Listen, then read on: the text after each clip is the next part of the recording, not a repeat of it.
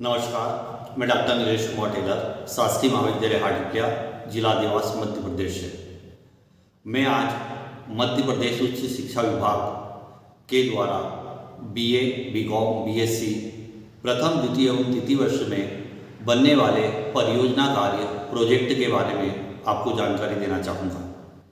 जैसा कि हमारे विद्यार्थियों को हमने परियोजना कार्य के जो प्रारूप है वो उपलब्ध करा दिया है। परियोजना कार्य में सर्वप्रथम आपको फ्रंट पेज बनाना है, जिसमें आपको कॉलेज का नाम, उस संस्था का नाम जहां पर आप प्रशिक्षण या जानकारी लेने गए, विद्यार्थी का नाम और निर्देशक का नाम लिखना है। जबकि दूसरे पेज पे आपको अपना घोषणा पत्र देना है, जिसमें विद्यार्थी घोषणा करता है कि यह जो जानकारी एकत्रित की गई है मौलिक है और मेरे द्वारा की गई है। तीसरे पेज में आपको निर्देशक का प्रमाण पत्र लगाना है, जिसमें निर्देशक का नाम आएगा, आपके गाइड का नाम आएगा और उनके हस्ताक्षर व दिनांक उनके द्वारा किए जाएंगे। इसके बाद एक कार्य पूर्णता का प्रमाण पत्र लगेगा। जो कार्य पूर्णता का प्रमाण पत्र होता है वह वो संस्था देती है जहां पर आपने जानकारी एकत्रित की है या 15 दिन का प्रशिक्षण लिया है, तो उसकी सील साइन और उसके संचालक के हस्ताक्षर वहाँ पर होते हैं। इसके बाद अगला पेज आता है आभार का। आभार में आप महाविद्यालय के प्राचार्य, आपके गाइड, अन्य शिक्षकगण, साथ ही जिस संस्था में आपने काम किया है या जानकारी एकत्रित की है वहाँ पर जाकर आप उन लोगों के नाम लिखेंगे। साथ ही आपके जो अन्य मित्रगण हैं उनका नाम भी आप उसमें लिखेंगे। इसके पश्चात आपको अनुक्रमणिका लगाना है। अनुक्रमणिका यहाँ से प्रारंभ होती है कि अगले पेज पर आपने क्या लिखा है और उसका पेज क्रमांक क्या है, यह अनुक्रमणिका कहलाती है। तो यहाँ पर पेजों का क्रमांक डाल दें और उसके पश्चात पूरी जानकारी लिखें। अब किसी भी परियोजना कार्य को प्रारंभ करने के लिए हमें जो प्रोजेक्ट बनाना है वो लगभग 5000 शब्दों में बनने वाला है। इन 5000 शब्दों को हम अध्याय प्रथम, द्वितीय एवं तृतीय अध्याय में विभक्त करते हैं तथा इसके पश्चात प्रगति प्रतिवेदन प्रथम, द्वितीय एवं तृतीय लिखते हैं। तो हम यहाँ पर बात करते हैं कि हम एक ऐसी संस्था में जाते हैं जहाँ पर हमें कोई कार्य सीखना है। ये एमपी ऑनलाइन की शॉप हो सकती है, सिलाई का कार्य हो सकता है, इलेक्ट्रिक का कार्य हो सकता है या स्टेशनरी की शॉप भी हो सकती है, या आप किसी नौकरी को करना चाहते हैं तो उसकी जानकारी भी आप यहाँ पर एकत्रित कर सकते हैं। हम सर्वप्रथम बात करते हैं, अगर हमें एक स्टेशनरी की दुकान डालना है तो उसके लिए किन किन चीज़ों की आवश्यकता पड़ेगी। हम प्रारूप या अध्याय प्रथम की बात करते हैं तो अध्याय प्रथम में सबसे पहले आपको परियोजना कार्य का परिचय एवं क्षेत्र लिखना है। परियोजना कार्य का परिचय एवं क्षेत्र में आप स्टेशनरी के संबंध में होने वाली समस्त गतिविधियां कि उसमें कौन सी चीज़ों का विक्रय होता है, किन किन चीज़ों की आवश्यकता लगती है, उसका क्षेत्र कितना व्यापक है, इसके बारे में जानकारी देंगे। इसके पश्चात पृष्ठभूमि और साहित्य समीक्षा।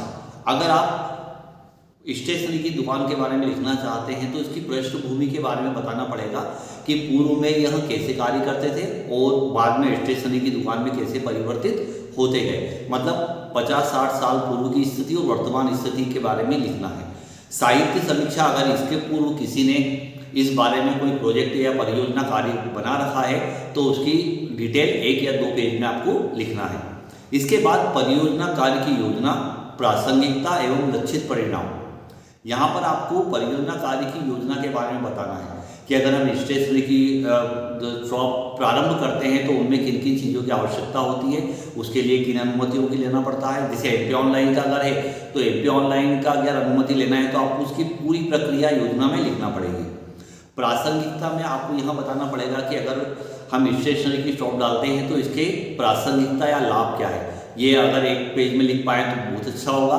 इसके बाद लक्षित परिणाम, आप भी जो जानकारी एकत्रित करते हैं तो इसके अंत में परिणाम क्या होंगे उसका भी विस्तृत विवेचन यहाँ पर हमको करना पड़ सकता है। इसके बाद अगली चीज लिखना पड़ेगी प्रथम अध्याय में संबंधित कार्यस्थल या संस्था का विवरण, जहाँ पर आप जाकर जानकारी लेंगे कि वह दुकान कहाँ पर स्थित है, उसकी लंबाई चौड़ाई कितनी है, उसके संचालक का नाम क्या है, दुकान कैसी स्थिति में कार्य करती है, कर्मचारी कितने काम करते हैं, प्रतिदिन की आय व्यय क्या होते हैं। बहुत सारी जानकारी आपको यहाँ पर संस्था की अधिकतम जानकारी जितना डाल सके वो डालना है।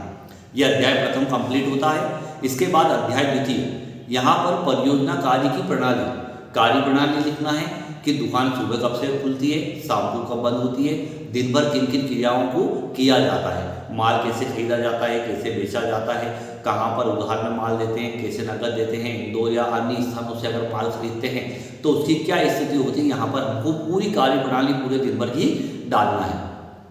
तो यहाँ पर अध्याय द्वितीय ही चल रहा है। अध्याय द्वितीय में आपको सबसे पहले डालना है जानकारी संग्रह और फील्ड का विवरण। जानकारी संग्रह और फील्ड का विवरण मतलब आपने जानकारी कहाँ से एकत्रित की, फील्ड में जाने के पश्चात आपने स्टेशनरी की दुकान ही क्यों चुनी। हो सकता है कि अनेक दुकानें होंगी, उन अनेक दुकानों में से आपने स्टेशनरी का कार्य ही क्यों चुना।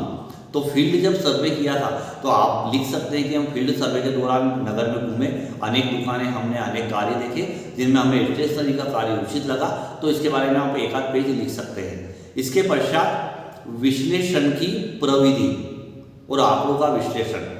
आप जो भी आंकड़े इकट्ठा करते हैं कि किसी भी व्यवसाय को चालू करने में कुल कितनी पूंजी लगती है, उससे लाभ कितना होता है, लाभ आप किस प्रकार बांटते हैं, ये सारी जानकारी आप विश्लेषण में डाल सकते हैं या आंकड़ों का एनालिसिस कर सकते हैं। इसी के साथ अगर आप चाहें तो विश्लेषण में ये भी बता सकते हैं कि आपने प्राथमिक समंक एवं द्वितीय समंक एकत्रित किए हैं और उनकी स्थिति क्या थी। यह अध्याय 2 कंप्लीट होता है। अध्याय 3 में आप निष्कर्ष लिखेंगे। निष्कर्ष के रूप में आप लिख सकते हैं कि आपने जो जानकारी एकत्रित की है उस जानकारी को आप कैसे प्रस्तुत करते हैं, ये निष्कर्ष होता है। तो निष्कर्ष में आप लिखेंगे कि हमारे द्वारा ये जानकारी एकत्रित की गई है, ऐसे व्यवसाय में ये कार्य होता है, इतनी पूंजी लगती है, इतना लाभ होता है, तो आपको यहाँ पर निष्कर्ष लिखना है। प्राप्त परिणाम का विश्लेषण भी साथ में कर सकते हैं कि हमें ये परिणाम प्राप्त हुए हैं कि ऐसे कार्य करने से हमको इतनी लागत लगेगी, ये इस पर खर्चा आएगा, कार्य प्रणाली ऐसी होती है, थोड़ा बहुत जो भी आपके मन में निष्कर्ष है वो लिख सकते हैं। इसके बाद आप परियोजना कार्य में आने वाली चुनौती लिखेंगे। तो परियोजना कार्य में आने वाली चुनौतियां सामान्य तौर पर वो होती है जहां पर स्थान की समस्या हो सकती है, पूंजी की समस्या हो सकती है, संचार की समस्या हो सकती है, कर्मचारी की समस्या हो सकती है, आपके अनुभव की समस्या हो सकती है। तो हमारे समक्ष जो जो चुनौतियां आई है उन्हें हम समस्या के रूप में यहाँ पर लिखेंगे। अब अध्याय 3 में निष्कर्ष के आधार पर अनुशंसाएं करना है। निष्कर्ष के आधार पर अनुशंसाओं से आशय ये होता है कि आपने जो जाना है उसके आधार पर आप क्या निर्णय देना चाहते हैं कि किस प्रकार आप इसमें सुधार कर सकते हैं, ऐसा व्यापार चालू करें तो किन किन कार्यों को हमको पूर्व में करना चाहिए। ये सारी जानकारी यहाँ पर अनुशंसा के रूप में या सुझाव के रूप में हमें देनी चाहिए। इसके बाद संदर्भ सूची आती है। तो संदर्भ सूची में आप लिखेंगे कि ये जानकारी आपने कहाँ से एकत्रित की है। सबसे पहले हम किताबों से एकत्रित कर सकते हैं, तो इसके प्रारूप बनाने के लिए क्रमांक, फिर पुस्तक का नाम, लेखक का नाम, प्रकाशक कौन है और वर्ष लिखेंगे। अगर समाचार पत्र से एकत्रित किए समाचार पत्रों की जानकारी देंगे, किसी गूगल की साइट से एकत्रित किए तो साइट के लिंक देंगे। साथ ही हमने जिन दुकानदारों से संपर्क किया है उनकी भी जानकारी हम यहाँ पर उपलब्ध करा सकते हैं। इस प्रकार हमारा अध्याय प्रथम, द्वितीय एवं तृतीय पूर्ण हो चुका है। अगर आपका अध्याय प्रथम, द्वितीय और तृतीय पूर्ण हो चुका है तो प्रगति प्रतिवेदन प्रथम, द्वितीय एवं तृतीय बहुत आसानी से बन जाएंगे, क्योंकि जो बड़ा रूप हमने पीछे लिखा है उसी को हमें छोटे रूप में प्रस्तुत। प्रथम प्रतिवेदन में विद्यार्थियों का कार्य विभाजन लिखेंगे। अगर आपने अकेले कार्य किया है तो आप अपने बारे में जानकारी डाल सकते हैं कि हमने स्वयं ने ये कार्य किए हैं, और अगर कार्य को विभाजित करके 1, 2 या 3, 4 लोगों ने कार्य किया है तो उनकी जानकारी भी आप यहाँ पर दे सकते हैं। इसके पश्चात संबंधित कार्य संस्था का विवरण लिखना है। हमने प्रथम अध्याय में संस्था का विवरण लिखा है, तो वही विवरण थोड़ा छोटा करके यहाँ पर हम उपलब्ध करा सकते हैं। इसके बाद उद्देश्य और प्रासंगिकता हमने पूर्व में भी लिखा है, लेकिन उद्देश्य में आप यहाँ पर ये बढ़ा सकते हैं कि इस परियोजना कार्य का उद्देश्य, इस परियोजना के बारे में पूर्ण जानकारी एकत्रित करना था, इसका क्या लाभ होता है ये जानना था, इसमें भविष्य में क्या चुनौतियाँ आती है वो जानना भी इसका उद्देश्य हो सकता है। ये चीज़ें आप बढ़ा सकते हैं। प्रथम प्रगति प्रतिवेदन यहाँ पर कंप्लीट हो जाता है। तो प्रगति प्रतिवेदन द्वितीय में आपको परियोजना की कार्यप्रणाली हमने पूर्व में भी लिखी है कि सुबह से शाम तक जो भी कार्य होता है वो यहाँ पर पुनः आपको दर्शाना पड़ेगा। इसके बाद जानकारी संग्रहण, फील्ड सर्वे और साहित्य समीक्षा जो पूर्व अध्याय 2 में लिखी है वो कि वो आपको पुनः यहाँ पर लिखना है। इसके बाद हम कार्य विभाजन के अनुरूप प्रगति प्रतिवेदन देंगे पृथक पृथक विद्यार्थियों का। लेकिन अगर आप अकेले बना रहे हैं तो यहाँ पर निरंक डाल दें, शून्य मतलब कुछ भी नहीं लिखना है। इसके अलावा अगर आप अलग अलग कार्य करते हैं, 3 लोग कार्य करते हैं, तो तीनों को अपना प्रगति प्रतिवेदन यहाँ पर लिखना पड़ेगा। इसके पश्चात P3 प्रगति प्रतिवेदन तृतीय, इसमें सर्वप्रथम आपको विद्यार्थी द्वारा संपादित कार्य लिखना है। तो विद्यार्थी द्वारा संपादित कार्य वही लिखे जाएंगे जो आपने आपस में बांट रखे हैं। अगर 3 लोगों ने आपस में बांट रखे हैं तो तीनों ने क्या क्या कार्य बांटे थे वो लिखें, और अगर कुछ नहीं बांटे हैं और एक व्यक्ति अकेला काम करता है तो आप अपनी थोड़ी बहुत जानकारी यहाँ पर डाल सकते हैं। फिर जानकारी और आंकड़ों का विश्लेषण, हमने पूर्व अध्याय में जानकारी डाली थी और आंकड़ों का विश्लेषण किया था कि किसी संस्था को या स्टेशन को प्रारंभ करने में कुल कितनी पूंजी लगेगी, कितना लाभ होगा, वो जानकारी आपको पुनः यहाँ पर थोड़े संक्षिप्त रूप में डालना है। इसके बाद विश्लेषण की प्रविधि लिखना है। तो विश्लेषण की प्रविधि में आप प्राथमिक समंग, द्वितीय समंग कौन कौन से थे वो बात बताएं, आपने किन प्रतिशत का लाभ उपयोग किया है, माध्य का उपयोग किया है, औसत का उपयोग किया है, या जिन तकनीकों को लगाया है उसके बारे में यहाँ सामान्य सी जानकारी डाल सकते हैं। और अंत में परियोजना कार्य में आने वाली चुनौतियाँ, तो आप परियोजना कार्य में जो भी चुनौती आई हो, जैसे मैंने पूर्व में बताया था कि आपको एक स्थान की समस्या आ सकती है, पूंजी की समस्या आ सकती है, संचार की समस्या आ सकती है, कर्मचारी की समस्या आ सकती है, साथ में अन्य दुकानदारों से प्रतिस्पर्धा की समस्या आ सकती है।